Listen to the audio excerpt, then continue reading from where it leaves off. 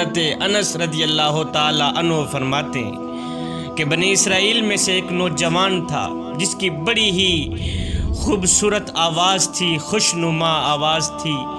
وہ درد بھری آواز میں توریت پڑھتا تو خوش آوازی کی وجہ سے مرد اور عورتیں سب کے سب گھروں سے باہر نکل پڑتے کہ نوجوان اپنی خوبصورت آواز میں توریت پڑھ رہا ہے، جائیں سنیں تو صحیح۔ کتنی درد بھری آواز ہے نوجوان کی، کتنی خوشنما آواز ہے نوجوان کی، مگر ہے افسوس نوجوان شراب بھی پیا کرتا تھا۔ ایک روز اس کی ماں نے اسے کہا، بیٹے اگر بنی اسرائیل کے لوگوں کو پتہ چل گیا کہ تو شراب بھی پیتا ہے، وہ تو اپنے پڑوس سے تمہیں نکال دیں گے، تمہیں بے عزت کریں گے کہ اتنی خوبصورت آواز ہے تیری، تو ایک طرف توریت پڑھتا ہے دوسری طرف شراب پیتا ہے، وہ تو اپنے پڑوس سے بھی تجھے نکال دیں گے۔ بیٹے شراب پینے سے باز آ جا، باز آ جا۔ ایک دفعہ یہ نوجوان شراب کے نشے میں لت پت ہو کر رات کو گھر آیا۔ اس نے توریت اٹھائی، پڑھنے لگ گیا۔ جب اس نے خوبصورت آواز میں توریت پڑھنا شروع کی تو لوگ جمع ہونے لگے۔ جب لوگ جمع ہونے لگے تو اس کی ماں نے اسے کہا، بیٹے اٹھ وضو کر، اٹھ وضو کر، شراب کے نشے میں توریت مت پڑھنا، پہلے اٹھ کے وضو کر۔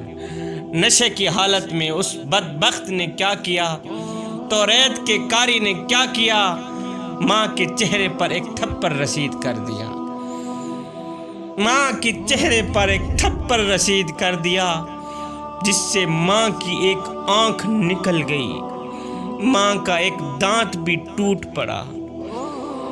رو کر ماں کہنے لگی، بیٹے خدا تجھ سے کبھی راضی نہیں ہوگا، یہ میری بد دعا ہے، خدا تجھ سے کبھی بھی راضی نہیں ہوگا۔ جب صبح ہوئی تو اس نے اپنی ماں کو دیکھا، دیکھ کر کہنے لگا، ماں تجھے سلام کرتا ہوں اور اب سے قیامت تک تجھے کبھی نہیں دیکھوں گا، گھر چھوڑ کر جا رہا ہوں، قیامت تک تجھے کبھی نہیں دیکھوں گا۔ اس کی ماں نے جواب میں پھر وہی جملہ دہرایا، جا بدبخت، تجھ سے اللہ راضی نہ ہوگا، تو جہاں مرضی چلا جا، میرا رب تجھ سے راضی نہیں ہوگا۔ تو نے مجھے تھپڑ مارا ہے، میری آنکھ نکال دی، تو نے میرا دانت توڑ دیا۔ وہ بدبخت توریت پڑھنے والا نوجوان، شرابی نوجوان کیا کیا، ایک پہاڑ پر جا کر اندر ایک خیمہ تھا، وہاں بیٹھ گیا، خدا کی عبادت میں مشغول ہو گیا۔ لکھنے والے لکھتے ہیں 40 برس تک اس نوجوان نے عبادت کی، یہاں تک کہ بہت ضعیف اور کمزور ہو گیا۔ 40 برس تک عبادت کرتا رہا، پھر اس نے دونوں ہاتھ اٹھائے، عرض کی، یا باری تعالیٰ اگر تو نے مجھے بخش دیا ہے تو مجھے بتا، اگر نہیں بخشا تو بھی مجھے بتا۔ 40 برس عبادت کرنے کے بعد اس نے دونوں ہاتھ اٹھائے، عرض کی، یا باری تعالیٰ تیرا بندہ تجھ سے کچھ پوچھنا چاہتا ہے، اگر تو نے مجھے بخش دیا ہے 40 سال کی عبادت کے صدقے، تو نے مجھے بخش دیا ہے تو مجھے بتا، نہیں بخشا تو بھی مجھے بتا دے۔ اللہ اکبر۔ غیب سے آواز آئی، او بدبخت تیری ماں کی جو رضا ہے وہی ہماری رضا ہے۔ او بدبخت 40 سال کی عبادت میں جنت نہیں ہے، اور جنت تو تیرے ماں کے قدموں میں پڑی ہے، جس کی آنکھ نکال کے، جس کا دانت نکال کے تو یہاں کیا لینے آیا ہے۔ اور بدبخت سن لے، تیری ماں کی رضا میں ہماری رضا ہے۔ یہ سن کر وہ بدبخت عبادت گزار واپس چلا گیا، اپنے گھر میں چلا گیا۔ جب گھر میں گیا تو اس نے پکار کے کہا، اے جنت کی چابی، اگر تو زندہ ہے تو نہایت ہی خوشی ہے مجھے، اور اگر تو فوت ہو چکی ہے، مر گئی ہے تو ہائے، پھر میں بھی مارا گیا، پھر میرے لیے مصیبت کھڑی ہو گئی ہے۔ اگر تو زندہ ہے تو پھر مجھے مبارک ہو۔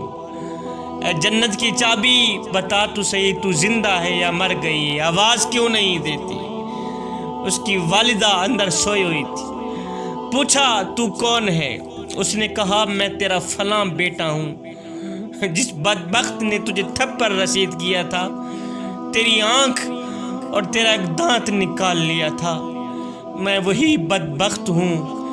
ماں نے کہا خدا تجھ سے راضی نہیں ہوگا، او بدبخت تو پھر سے میرے پاس آ گیا ہے، جا دفع ہو جا، خدا تجھ سے راضی ہرگز نہ ہوگا۔ اس بدبخت عبادت گزار نے اپنا ہاتھ آگے بڑھایا، کہا ماں یہی وہ ہاتھ ہے نا جس نے تجھے تھپڑ مارا تھا اور تیری آنکھ نکالی تھی، دانت توڑا تھا، یہی وہ بدبخت ہاتھ ہے نا۔